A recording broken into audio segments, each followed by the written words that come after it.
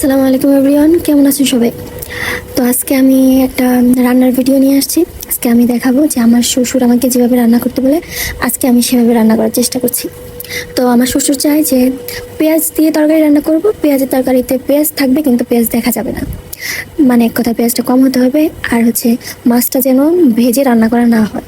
তো আমি যেহেতু এখানে আমার মাছটা অনেক দিনকার, মানে অনেক দিন বলতে 10-15 দিন হবে, তো এই মাছটা একটু গন্ধ মানে আসতে পারে, এই জন্য আমি আর কি মাছটা ভেজে নিলাম।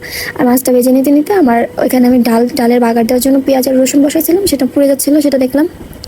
এখানে আমি মাছটা রান্না করার জন্য এখানে মশলাটা বাগার দিলাম। বাগার দেওয়ার পরে সেখানে আমি মাছটা এখন কষাবো।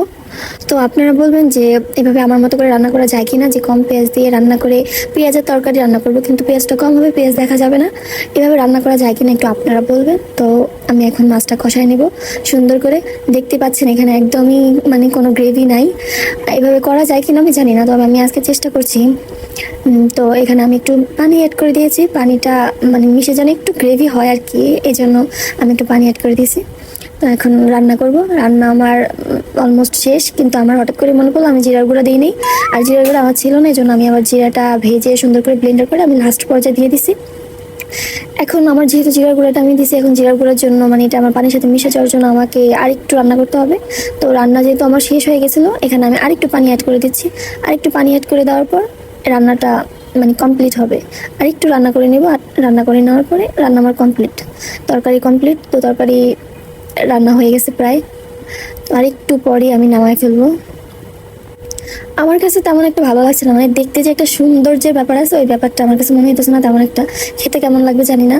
আর এখানে আমি ডালটাও রান্না করছি, ডাল বসাই দিয়েছিলাম, ডালটাও আমার অলমোস্ট শেষ রান্না। তো আমার দুইটা রান্নাই প্রায় শেষ।